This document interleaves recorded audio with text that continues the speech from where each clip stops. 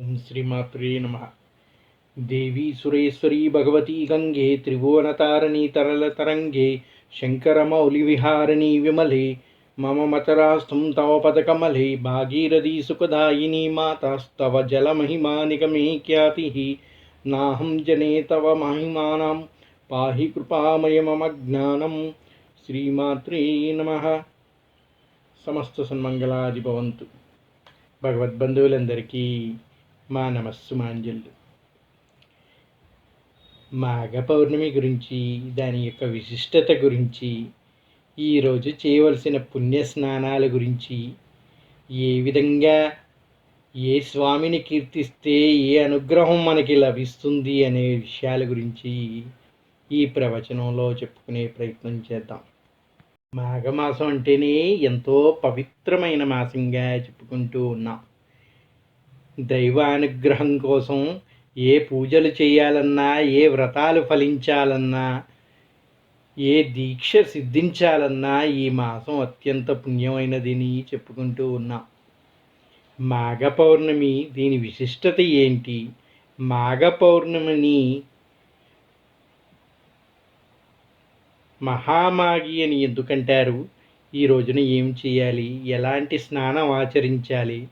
అలా చేయటం వల్ల కలిగే శుభాలు ఏమిటి అనేది ఈ ప్రవచనంలో తెలుసుకుందాం. మాఘ పౌర్ణమినే మహామాఘి అని కూడా అంటారు.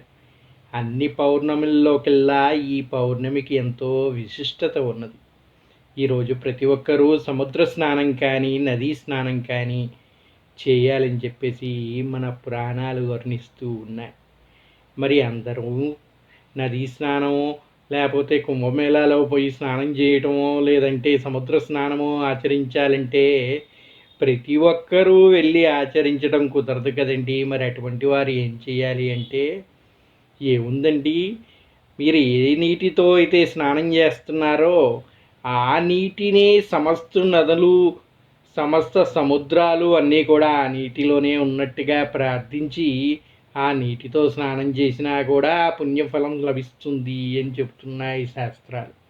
మరి అది ఏ విధంగా చేయాలంటే, కొద్దిగా నీటిని చేతిలోకి తీసుకొని గంగే యమునే చైవ గోదావరి నర్మదా సరస్వతి సర్వనదీ జలాస్మిన్ సన్నిధం కురు అని చెప్పేసి ఆ నీటిని ముమ్మార్లు నెత్తి మీద చల్లుకొని ఆ సూర్యుడికి అర్ఘ్యంగా వదిలి ఆ నీటితో కానీ స్నానం ఆచరిస్తే తప్పక ఆ నదీ స్నానం కానీ, సముద్ర స్నానం కానీ చేసిన పుణ్యఫలం మనకి లభిస్తుంది అని శాస్త్రాలు చెప్పాయి. అందువల్ల ప్రతి ఒక్కరికి అవకాశం దొరికినంత మాత్రాన ఆ ఫలితం లభిస్తుందని లేదు.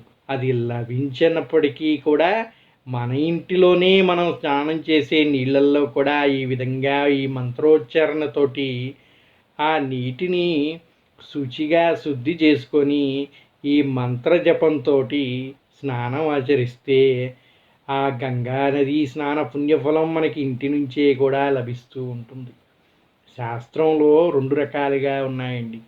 ఒకటి ఆచరణ అన్నారు. ఏదైతే శాస్త్రంలో చెప్పారో అది అలాగే ఆచరించటం. 2 సూక్ష్మంగా కూడా వర్ణించారు. ఏమిటయ్యా అంటే, ఇలా చెయ్యలేని వారు ఈ విధంగా కూడా చెయ్యాలి అంటారు. ఏమిటయ్యా అంటే, అన్నీ కూడా మాయా మిథ్య అండి. మన మనస్సు ఆడిస్తున్న నాటకంగానే చెబుతూ ఉంటారు ఈ ప్రాపంచిక సౌఖ్యాలన్నీ కూడా. మరి అటువంటప్పుడు మనస్సు ఎంతో నిర్మలమైనది, మంత్రం ఎంతో శక్తివంతమైనది. మరి మీరు ఎక్కడికో వెళ్ళి స్నానం చేస్తేనే మీకు ఆ శక్తి సిద్ధిస్తుందా అంటే, ఆ జగన్నాథుడు సర్వాత్మికుడు, అంటే ప్రతి చోట కూడా ఉన్నాడు.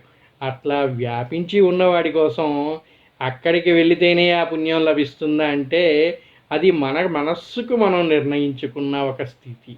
ఆ స్థితిని కానీ మనం మంత్రంతో పొందగలిగితే మనం ఉన్న చోటే కాశీ అవుతుంది, మనం ఉన్న ప్రదేశమే ప్రయాగ అవుతుంది, మనం చేసే స్నానమే ఆ కుంభమేళా స్నానం అవుతుంది. అందువల్ల ఈ మంత్రశక్తికి ఆ మనస్సును నిగ్రహించే శక్తిని కానీ కల్పిస్తే సర్వం జగన్నాథం అంటూ ఉంటారు. ఆ విధంగా మన ఇంటిలో కూడా ఆ గంగని ధ్యానిస్తూ ఈ మంత్రాన్ని జపించి కానీ మనం స్నానం చేయగలిగితే ఆ పుణ్య నదీ స్నానం ఫలితం లభిస్తుంది అని చెప్తున్నాయి శాస్త్రాలు. స్నానానికి ఇంత గొప్ప ఫలితం ఎందుకు చెప్పారయ్యా అంటే, దేవతలు తమ సర్వశక్తులని తేజస్సుని మాఘమాసంలో జలాల్లో ఉంచుతారంట. అందువల్ల మాఘ స్నానం చేయటం వల్ల వారి యొక్క అనుగ్రహ ఫలం అనేది మనకి లభిస్తుంది అని చెబుతూ ఉంటారు. జలంలో అని చెప్పారు కానీ ఈ నదిలోనూ ఇక్కడే అని చెప్పలేదండి. మనం ఏ నీటిని స్నానం చేసినా కూడా ఆ నీరంతా కూడా ఆవిరి రూపంలో పైకెళ్ళి మళ్ళీ తిరిగి వర్షించే మనకి వస్తుంది. మీరు ఇంట్లో నీళ్లు స్నానం చేసినా, నదిలో స్నానం చేసినా, సముద్రంలో స్నానం చేసినా ఆ ఆవిరై తిరిగి వచ్చిన నీటితోనే కనుక ఆ శక్తులు అనేది సర్వజలంలోనూ ఉన్నాయి కనుక మీ ఇంటిలో ఉన్న జలంలో కూడా ఆ శక్తులు నిక్షిప్తమై ఉన్నాయి కనుక ఆ అనుగ్రహం మీకు లభిస్తుంది. కాకపోతే మీ మనస్సుని ఆ విధంగా నిగ్రహించి ఆ మంత్రోచ్చరణతో ఆ శక్తిని అందులో నిక్షిప్తం చేయగలిగితే అది ఫలిస్తుంది అని చెప్తూ ఉంటారు. స్నానం ఆచరించిన తర్వాత సమస్త జీవరాశికి ఆధారమైన సూర్య భగవానుడికి నమస్కరించాలి. ఎందుకంటే ఆయనేనండి ప్రత్యక్ష భగవానుడు. ఈ లోకంలో ఉన్న ఏ దేవీ దేవతల్ని కూడా మనం ప్రత్యక్షంగా చూడలేం. కానీ మనకున్న ఈ మానవ శరీరంలో కలిగినటువంటి ఈ కంటితో చక్కగా చూడగలిగేది ఆ సూర్యభగవానుణ్ణి. సూక్ష్మ రూపంలోనో లేక దైవికంలోనో ఉన్న దేవీ దేవతల్ని మనం ఆరాధించాలంటే ఎంతో కఠోర దీక్ష, నిష్ఠ, నిగ్రహ శక్తి అన్నీ కలిగి ఉంటేనే అది సాధ్యం అవుతుంది. అది సాధనతోటే సాధ్యం అవుతుంది. కానీ ప్రతి ఒక్క జీవి, ప్రతి ఒక్క జీవరాశి కూడా ప్రత్యక్షంగా దర్శించుకోగలిగేది ఆ సూర్యనారాయణనే కనుక ముందుగా సూర్యనారాయణుడికి నమస్కరించి జలతర్పాన్ని అర్పించాలి అని చెప్తారు. మరీ ప్రత్యేకంగా అత్యంత భక్తి శ్రద్ధలతో దైవాన్ని పూజించడమే కాకుండా శక్తి మేర దాన ధర్మాలు కూడా చేస్తే మంచిది అని చెప్తూ ఉంటారు. ఈ విధంగా చేయటం వల్ల జన్మ జన్మలుగా వెంటాడుతున్న పాపాలు దోషాలు నశించి అశ్వమేధ యాగం చేసినంత ఫలితం దక్కుతుందని సాక్షాత్తు శ్రీకృష్ణుడే ధర్మరాజుతో చెప్పినట్టుగా చెబుతూ ఉన్నాయి పురాణాలు. మాఘ పౌర్ణమి రోజు చేసే స్నానాల వలన, పూజల వలన, దానాల వలన వ్యాధుల నుంచి, బాధల నుంచి విముక్తి కలుగుతుందని, ఈ పుణ్యఫలాన్ని విశేషం కారణంగా ఉన్నతమైన జీవితం లభిస్తుందని, సకల సౌఖ్యాలు, లక్ష్మీ కటాక్షం లభిస్తుంది అని చెప్తూ ఉంటారు. అందుకనే 144 సంవత్సరాలకు ఒక మారు వచ్చే ఈ కుంభమేళాలో కూడా రేపు ఈ మాఘ పౌర్ణమిని ఎంతో పవిత్రంగా భావించి పుణ్య స్నానాలు ఆచరిస్తూ ఉంటారు ఈ నాగసౌధువులు, అఘోరాలు, సిద్ధులు అందరూ కూడా.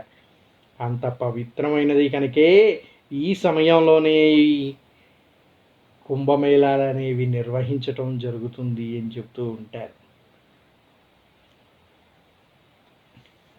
అలాగే స్నానం ఆచరించమన్నారు కదండి అంటే ఏ 10కో 12కో లెగిసి స్నానం చేయటం కాదండి. సూర్యోదయానికి పూర్వమే లెగిసి మన కాలకృత్యాలన్నీ కూడా తీర్చుకొని సూర్యోదయ సమయానికి స్నానం ఆచరించాలంట. ఆ విధంగా ఆచరించేతేనే ఆ శక్తి అనేది మనకి లభిస్తుంది అని చెబుతూ ఉంటారు. ఏమండి మీరు చెప్పారు, ఆచారం ఆచరించమన్నారు కనుక నేను ఏ సమయంలో స్నానం చేస్తే ఆ సమయంలో మంత్రజపం చేస్తాను, ఆ సమయంలో ఆ నీటితో స్నానం చేస్తాను అంటే కుదరదండి. ఎప్పుడు కూడా బ్రాహ్మీ ముహూర్తం అనేది ఉంటుంది. సూర్యోదయానికి పూర్వమే నిద్ర లేవాలంట. మనం కావాల్సిన ప్రతిరోజు చేసే కాలకృత్యాలు ఏవైతే ఉంటాయో అవన్నీ ముగించుకొని సూర్యుడు ఉదయించే సమయానికల్లా స్నానం పూర్తి చేసుకొని ఆయనకి అర్ఘ్యం అర్పిస్తేనే ఈ ఫలం మనకి లభిస్తుంది అని చెబుతూ ఉంటాయి శాస్త్రాలు. నదుల్ని కూడా మనం ఆచమనం చేసి ఆ నీటిలోకి ఆహ్వానించి ఆ నీటితోటి స్నానం చేయాలి. గంగే జయముని చైవ గోదావరి సరస్వతి నర్మదా సింధు కావేరి జలాస్మిన్ సన్నిధం కురు అని అది ఆచరిస్తూ ఆ విధంగా స్నానం ఆచరించి ఈ పుణ్యఫలాన్ని అనేదాన్ని పొందాలి అని చెబుతూ ఉన్నాయి శాస్త్రాలు. ఈ విశేషంగా బ్రహ్మవైవర్త పురాణం ప్రకారం విష్ణుమూర్తి మాఘ పౌర్ణమి రోజు గంగాజలంలోనే ఉంటాడంట. అందుకే ఈ రోజున గంగా నదిలో స్నానం చేసినా లేదా ఏదైనా పవిత్ర నదిలో స్నానం చేస్తే వైకుంఠ లోకానికి మార్గం సుగమం అవుతుందని పండితులు చెబుతూ ఉంటారు. మహాకుంభమేళాలో ప్రయాగరాజ్లో రాజస్నానం చేస్తే మరింత పుణ్యం లభిస్తుందని, వారికి రాజయోగం లభిస్తుంది అని కూడా నమ్ముతూ ఉంటారు. ఈ కాలంలో లక్షలాది సంఖ్యల్లో సాధువులు గంగా నది స్నానం చేస్తారు. ఇప్పటికే కోట్లాది మంది స్నానం చేశారు. అందుకే ఈ మాసాన్ని వివాహంతో పాటు ఇతర శుభకార్యాలకు కూడా ఎంతో అనువైనదిగా భావిస్తూ ఉంటారు. అదే మాఘమాసం యొక్క విశిష్టత. ఈ సమయంలో ఏర్పడిన బంధాలనేవి ఎంతో పవిత్రంగా నిలిచి ఉంటాయనేది ఒక నమ్మిక. ఈ సమయంలో పవిత్రమైన పుణ్యనదిలో స్నానం చేయటం వల్ల ఏడాది పొడవునా పుణ్యఫలాలు లభిస్తాయని చాలామంది నమ్ముతూ ఉంటారు. ఈరోజు పుణ్యస్నానం ఆచరించలేని వాళ్ళు ఏం చేయాలంటే మాఘశుద్ధ సప్తమిని కానీ ఏకాదశిని కానీ చతుర్దశి తిథుల్లో కూడా స్నానాలు ఆచరించవచ్చు అంటారు. ఎందుకంటే ఈ సమయాల్లో గంగాదేవి అన్ని జలాల్లో ప్రవేశించి ఉంటుందంట. అంటే మన ఇంటిలో ఉన్న నీటిలో కూడా గంగాజలం ఉంటుందంట. ఆ విధంగా స్నానం ఆచరించడం వల్ల ఆ గంగా నది స్నాన ఫలితం కూడా మనకి లభిస్తుంది అంటారు. ఈసారి ఈ 2025లో వచ్చే మాఘ పౌర్ణమి అనేది 12వ తారీఖు వచ్చిందండి. 12 అనే సంఖ్య కూడా ఎంతో గొప్పది. ఈ పవిత్రమైన రోజున ఆశ్లేష మగ నక్షత్రాల కలయిక జరుగునుంది. దీంతో పాటు శివవాస యోగం కూడా ఉంటుంది. ఈ యోగం సమయంలో మహాకుంభమేళాలో రాజస్నానం ఆచరించే వారికి అక్షయ ఫలితాలు లభిస్తాయని చాలామంది నమ్ముతూ ఉంటారు. మాఘ పౌర్ణమిని మహామాఘి అని కూడా పిలుస్తారని చెప్పుకున్నాం కదా. ఇది ఎంతో పవిత్రమైన మాసంగా, పవిత్రమైన పౌర్ణమిగా చెబుతూ ఉంటారు. పురాణాల ప్రకారం మాఘమాసంలో దేవతలు తమ సర్వశక్తుల్ని తేజస్సుని గంగా జలాల్లో ఉంచుతారని, అందుకే మాఘ పౌర్ణమి స్నానానికి ఎంతో గొప్పదానిగా భావిస్తారని, ఈ మాసంలో మీ నివాస ప్రాంతానికి సమీపంలో ఉండే ప్రతి జల వ్యవస్థలో అంటే చెరువులో కానీ, నదిలో కానీ, కొలనులో కానీ, బావిలో కానీ అంతా జలమంతా కూడా పరిశుద్ధమై గంగా నది యొక్క పవిత్రత వీటికి కూడా లభిస్తుంది అని, అందులో స్నానం ఆచరించినా కూడా ఈ శుభ ఫలితాలన్నీ కూడా లభిస్తాయి అంటారు. ముఖ్యంగా ఏమిటయ్యా అంటే మాఘ పౌర్ణమికి అత్యంత పవిత్రమైనది మాఘ స్నానం. ఆ పిమ్మట ఈరోజు ఏ విధంగా పూజ చేయాలి, ఏ విధమైన పూజా సామాగ్రిని సమకూర్చుకోవాలి అనే దాని గురించి చూసుకుంటే 5 రకాల పండ్లు, పువ్వులు, కుంకుమ, పసుపు, ఇతర పూజా సంబంధిత వస్తువులు కొని ఇంటికి తెచ్చుకోవాలి. మాఘ స్నానం పూర్తయ్యాక సూర్య భగవానుడికి అర్ఘ్యం సమర్పించాలి. అనంతరం శ్రీ మహావిష్ణువుకి లేదా పరమేశ్వరుని ఆలయానికి వెళ్ళి ప్రత్యేక పూజలు నిర్వహించాలి అని చెబుతూ ఉంటారు. ఈరోజు విష్ణు సహస్రనామ పారాయణం చేస్తే ఇంకా మంచిదంట. ఎర్రని వస్త్రం, ఎర్రని చందనం, ఎర్రని ఆకుకూరలు దానం చేస్తే మహా మంచిది అని చెబుతూ ఉంటారు. మాఘ పౌర్ణమి వేళ మీ సామర్థ్యాల మేరకు దాన ధర్మాలు చేస్తే అంతా శుభం చేకూరుతుంది అని చెప్తూ ఉంటారు. మాఘ పౌర్ణమి యొక్క విశిష్టత గురించి, పూజా విధానం గురించి చూసుకున్నాం కదండి. ఇప్పుడు మాఘ పౌర్ణమి యొక్క పురాణ గాథ ఒకటి మనం వివరించుకుందాం. పురాణాల ప్రకారం ధనేశ్వర అనే బ్రాహ్మణుడు భిక్షాటన చేస్తూ జీవనం సాగిస్తూ ఉండేవాడంట. తనకు సంతానం లేదని ఎంతో చింతిస్తూ ఉండేవాడు.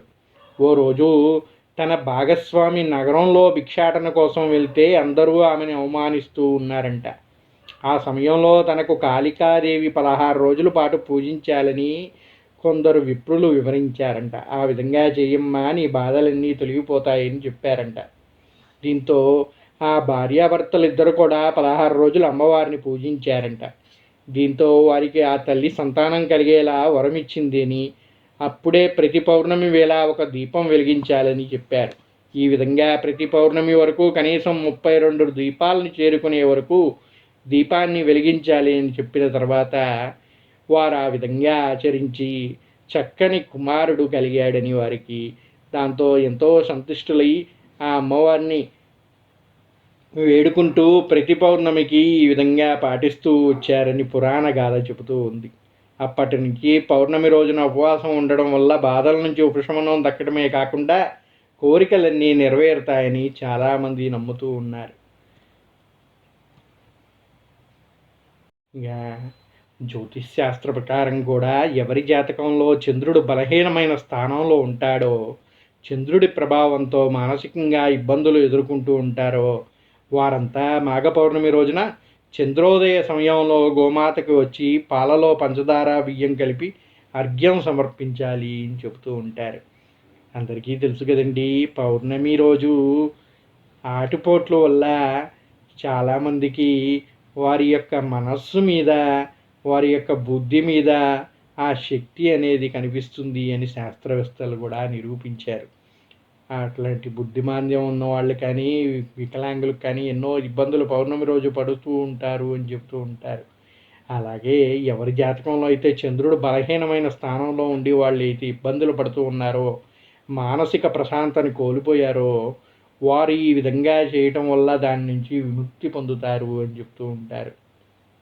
ఓం స్త్రం స్త్రీం స్త్రీం సహ చంద్రమాని నమః అనే మంత్రాన్ని జపిస్తూ ఈ విధంగా అర్ఘ్యాన్ని కానీ చంద్రుడికి సమర్పిస్తే వాళ్ళ యొక్క మానసిక సమస్యలన్నీ తొలగి సంతోషంగా గడుపుతారు అని చెప్పి పురాణాల్లో చెప్పి ఉన్నది. ఆగం అంటే ఆగము అనే పదానికి సంస్కృతంలో పాపం అనే అర్థం అంట. మా అంటే పోగొట్టేది అని అర్థం. పాపమును తొలగించేది కనుక మాఘం అంటే ఎంతో పవిత్రమైనదిగా చెబుతూ ఉంటారు. చాంద్రమానం ప్రకారం పౌర్ణమి రోజు చంద్రుడు మకా నక్షత్రంతో కూడి ఉండే మాసం కనుక ఈ మాసానికి మాఘమాసం అని చెబుతూ ఉంటారు.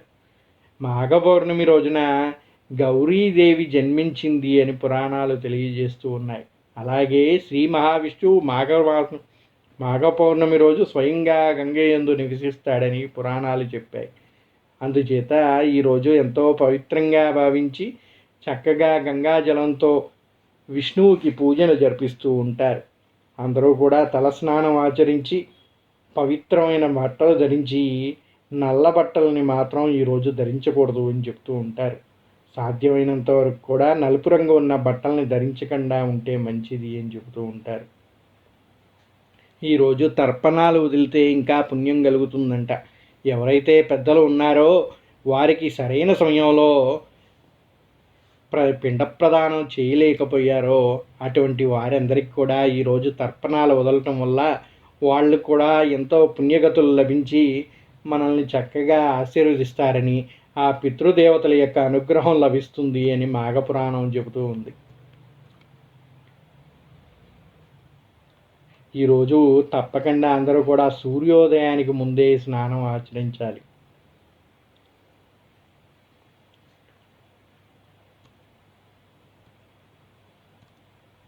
ఇంట్లో స్నానం చేసిన తర్వాత పూజ గదిని శుభ్రపరచుకొని ఇల్లంతా శుభ్రంగా చిమ్ముకొని పూజ గదిని అలంకరించుకొని ఆవు నెయ్యితో దీపం వెలిగించాలంట. ఇంట్లో ఉన్న విష్ణువు యొక్క విగ్రహం కానీ పటాన్ని కానీ శుద్ధి చేసుకొని అభిషేకం కానీ పూజ కానీ చేసుకోవాలంటారు. ఇంట్లో గంగాజలం కానీ ఉంటే దాంతో సంప్రోక్షణ జరిపించుకోవాలి. ఈరోజు విష్ణు ఆరాధనకి ఎంతో ప్రాముఖ్యత ఉంది అని చెప్తారు. విష్ణువుతో పాటు లక్ష్మీదేవిని పూజించటం వల్ల అఖండ ఐశ్వర్యాలు లభించటమే కాకుండా మనకున్న సమస్త బాధలు దరిద్రాలు అన్నీ కూడా తొలగిపోతాయంటారు. ఈరోజు స్వామి అమ్మవార్లకి చక్కెర పొంగలి కానీ పరమన్నం కానీ సమర్పించి కొబ్బరికాయ పండ్లు వంటి నైవేద్యాలు పెట్టుకుంటే మనకున్న అరిష్టాలన్నీ కూడా తొలగిపోతాయని చెప్తూ ఉంటారు. ఈరోజు పురాణ శ్రవణం కానీ పురాణ కథలు చదవటం కానీ చేస్తే మరింత పుణ్యం లభిస్తుందంట. ఈరోజు ఏది చేసినా కూడా మంచి అండి. మీకు మంచి జరిగేది ఏదన్నా పుణ్యకార్యం చేయాలనుకుంటే అది మరింతగా ఈరోజు ఫలితాన్ని ఇస్తుంది అని చెప్తూ ఉంటారు. దానమే కాదు, మీరు ఎవరికన్నా సహాయం చేసినా ఆ యొక్క పుణ్యం మీకు రెట్టింపుగా ఈరోజు లభిస్తుంది అంట.